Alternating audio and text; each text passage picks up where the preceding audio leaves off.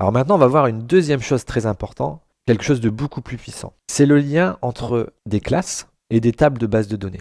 Ici, j'ai une classe cafetière, elle a des propriétés et des méthodes. Et dans ma table, j'ai aussi une table cafetière où j'ai des prix, des modèles et des couleurs. La voici. J'ai 4 ID avec différents prix, différentes couleurs, différents modèles. J'ai donc dans ma base de données 4 cafetières. Eh bien, ce qui va être intéressant, c'est au niveau du constructeur, plutôt que d'aller setter des données à la main, on va juste donner un ID. Et dans la méthode constructeur, on va aller chercher en base de données, donc grâce à l'objet PDO. Donc vous pouvez aller revoir la vidéo sur l'objet PDO pour savoir comment on récupère les données d'une base de données. Alors, on va faire un select étoile from cafetière where ID égale l'ID qui vient en paramètre. Donc par exemple, si on fait un new cafetière et on lui met l'ID 1, et bien du coup, on va récupérer que les informations de l'ID 1. La query s'exécute, j'ai un fetch, et du coup, tous mes résultats sont dans un tableau, et je peux accéder à toutes mes propriétés de mon MCD avec l'indice du tableau. Donc, table de prix va me récupérer le prix, et ce prix, je vais le mettre dans ma propriété. La couleur, pareil, et le modèle, pareil. Si bien que lorsque je vais en code, je vais avoir ma classe cafetière améliorée avec qui attend un ID et l'objet PDO, parce qu'on évite de mettre l'objet PDO à l'intérieur de la table construction. Attention, dans tout votre projet, il ne doit y avoir qu'un seul objet PDO que vous passez dans les méthodes, mais il ne doit pas y avoir 36 objets PDO dans votre code. Sinon, vous allez alourdir les accès à la base et la mémoire de votre programme. Dans la page index, j'ai un PDO que j'instancie. Je crée une nouvelle cafetière, j'envoie mon objet PDO et j'envoie l'ID que je veux. Du coup, ici, c'est l'ID 1 qui est attendu.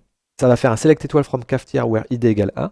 Ça va me donner toutes les informations de ma table 1. Donc ici, c'est l'ID 1, c'est un prix 100 et c'est une couleur rouge. Du coup, je vais avoir une cafetière ici, rouge. Si je fais la même chose, mais je passe l'ID 2, il va aller me chercher les informations de 110 verte et TBX 70 grâce à la méthode construct qui est ici. C'est la même que celle-ci, mais c'est une copie. Et du coup, je vais avoir un objet vert de type T70XB. Lorsque j'allumerai l'objet café 1, ici, j'allumerai la cafetière rouge TBX, donc celle qui est ici. Je peux maintenant manipuler des objets qui viennent directement de ma base de données. Et ça, c'est assez cool. Pour vous tester, je vous invite maintenant à modifier votre classe personnage. Et dans le constructeur, plutôt que d'attendre un nom, vous lui passez un ID et un PDO. Vous créez une table personnage en base de données avec un nom. Et vous allez récupérer ce nom avec l'objet PDO. Ensuite, vous instanciez vos deux personnages avec l'ID 1 et 2 et vous leur demandez de se présenter. Et normalement, vous aurez deux présentations différentes, une avec les propriétés du tuple 1 dans votre base de données et le deuxième du tuple 2 dans votre base de données avec l'ID 2. Voilà, on va passer maintenant à la pratique.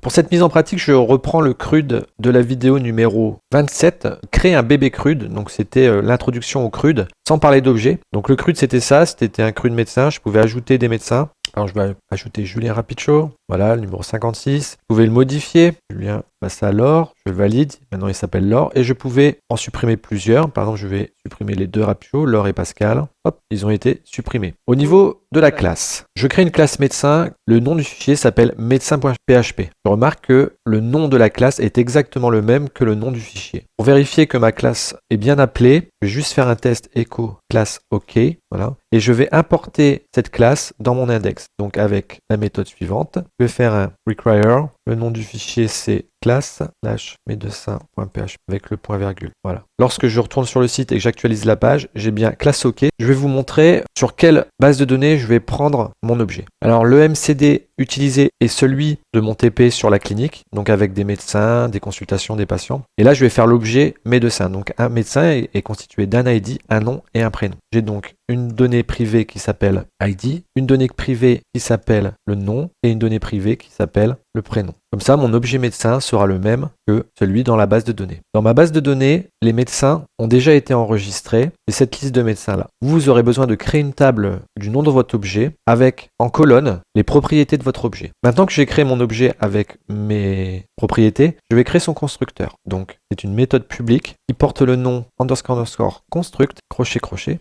et qui attend en paramètre un ID et un objet de type PDO. On a besoin du PDO à l'intérieur de la fonction, donc entre les deux crochets, on est obligé de l'envoyer dans la boîte de la fonction construct, ainsi que l'ID. Alors je vais reprendre la mécanique que j'ai présentée dans la vidéo numéro 25 sur l'objet PDO pour aller récupérer des données en base de données. Donc le code est le suivant, je vais le rajouter dans ma classe.php. La requête est la suivante, select étoile from médecin. Donc là, on va faire where id médecin égale, et je vais concaténer avec la variable id qui est passée en paramètre. Je fais un petit écho de rec pour que j'ai au niveau du développement un petit affichage pour voir ce que cela donne. Et ensuite, j'exécute la requête sur l'objet PDO qui m'est passé en paramètre ici. Je fais la query, et si j'ai un request statement, alors je vais pouvoir fetcher ces données dans un tableau. Donc par exemple, $table égale mon objet request statement, j'exécute la méthode fetch cet objet, puisqu'il existe, et ensuite, une fois que j'ai fetché ma première ligne de résultat de ma base, je peux avoir accès aux données en utilisant les noms des colonnes. Donc mes noms des colonnes sont les suivants, nom, prénom et ID médecin. Donc toutes ces données, je vais les mettre dans l'objet lui-même. Donc dans cette variable membre ID, ce nom et ce prénom. Et pour cela, j'utilise le mot-clé this. Donc $this pour dire que c'est la variable, et j'accède à mon objet à la propriété ID, et je lui dis que c'est égal au tuple qui vient de ma base de données, à l'indice de la colonne, et la colonne c'est la suivante, ID médecin, avec un I majuscule et un M majuscule, ID médecin. Ensuite, je fais la même chose pour les deux autres colonnes, et les deux autres propriétés, nous avons la propriété nom et la propriété prénom. Vous voyez que le dollar est mis devant le this, puisque le dollar en PHP, ça indique que c'est une variable. Ensuite, je prends la nom de la colonne nom avec une majuscule et prénom avec une majuscule sans accent. Donc nom et prénom avec une majuscule sans accent. Voilà. Donc là, j'ai fait mon constructeur. Ensuite, quand mon objet va être créé, ce qui serait bien, c'est d'avoir une autre méthode pour pouvoir afficher ces données. Donc je vais demander à l'objet, donc à ma classe médecin, mon médecin de s'afficher. Public function, affiche-toi. On ne prend pas de paramètres, on va juste lui demander qu'il retourne une chaîne de caractères. Je suis. Là, on va mettre le nom du médecin, donc le this.nom, qui est celui de la propriété, mais on met this parce que c'est le nom lui-même de l'objet sur lequel on travaille, avec une majuscule. Je suis nanana. Il y a un prénom, donc on peut accrocher aussi le prénom, et on va lui mettre aussi l'ID. ID de point, voilà. Et ça retourne la chaîne de caractères suivante. Hop, et ID en minuscule. D'accord? Donc maintenant, mon médecin, ma classe médecin est fait, je vais pouvoir la tester. Je retourne dans mon index. J'avais vu au départ de mon index que la classe avait bien été importée, puisque lorsque j'actualise la page, j'ai bien classe OK. Donc ça, déjà, je vais pouvoir le retirer, mon classe OK ici, j'en ai plus besoin. Et je vais créer un nouvel objet. Je vais le faire ici. Je vais dire que mon médecin, un médecin numéro 1, est égal à un new médecin. Alors si je fais ça, ça ne compilera pas, parce qu'en fait, le constructeur attend des arguments. Là, il dit missing argument infort. Le constructeur médecin, on a oublié l'argument 2, constructeur médecin. Donc il lui faut un PDO et un ID. Alors le PDO dans le code, moi je l'avais. Alors pour faire un PDO, il faut l'IP de votre serveur MySQL, le nom de votre base de données et le user et le mot de passe de la base de données et non pas du serveur. Donc ma base c'est clinique et dans mes privilèges, je peux voir que j'ai un nom d'utilisateur qui s'appelle site web sur l'adresse 1.64. Et pour 64, j'ai mon nom de base de données clinique qui est ici et j'ai mon user. Et ensuite, pour faire le PDO, c'est la ligne suivante. PDO égale new PDO, lost c'est l'IP, le DBName c'est la base et le user et le mot de passe. Donc maintenant que j'ai mon PDO là, base PDO, je peux créer un médecin, je lui passe le PDO et un ID, par exemple l'ID numéro 1. Normalement, je n'aurai plus d'erreur à ce moment-là. Mon médecin est créé, mais je ne fais rien pour l'instant. C'est-à-dire que mon médecin est dans une variable en mémoire. Le médecin numéro 1 est en mémoire, mais je ne lui demande rien. Je vais juste maintenant lui demander de s'afficher. Puisque la classe médecin a une méthode affiche-toi, je peux, dans la variable médecin qui est maintenant un objet de type, lui demander affiche-toi. Ça n'attend pas de paramètres. Et je vais regarder ce qu'il se passe. J'actualise.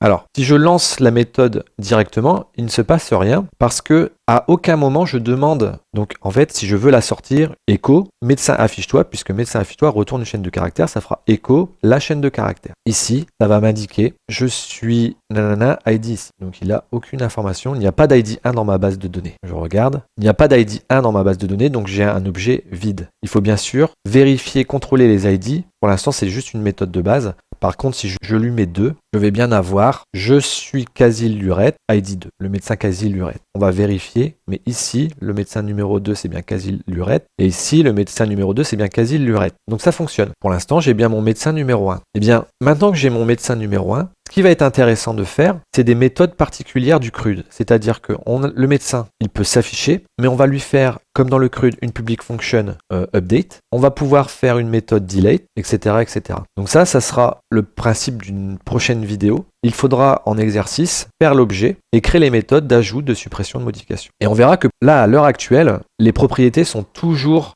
fixes. Ça veut dire qu'une fois qu'on va les récupérer, le nom et le prénom, il n'y aura aucun moyen de modifier ces propriétés. Eh bien, il faudra faire des accesseurs, C'est-à-dire que je ferai une fonction qui s'appelle, par exemple, public setNom, public function setNom, ça attend un new nom, et je vais dire que le this.nom, donc le nom de l'objet en cours, va prendre la valeur du nouveau nom. Ça va pouvoir lui changer son nom. Cette méthode existe maintenant, donc dans l'index, si je prends mon médecin numéro 1, que je lui dis flèche.setNom, je lui passe un nouveau nom, je lui dis qu'il s'appelle Bob. Si je lui dis après de se réafficher, voilà ce qui va se passer. J'actualise la page. Au début, c'était quasi Lurette l'ID 2, et maintenant c'est Bob Lurette ID 2. On a changé son nom. Et si je fais appel maintenant, ce médecin numéro 1 qui a un nom modifié, si je fais un appel à sa méthode update, eh bien cette information va s'enregistrer en base. Je vous laisse chercher le code pour faire l'update et le delete, comme on a vu dans le CRUD, en fait l'adapter, et je montrerai le résultat dans une prochaine vidéo.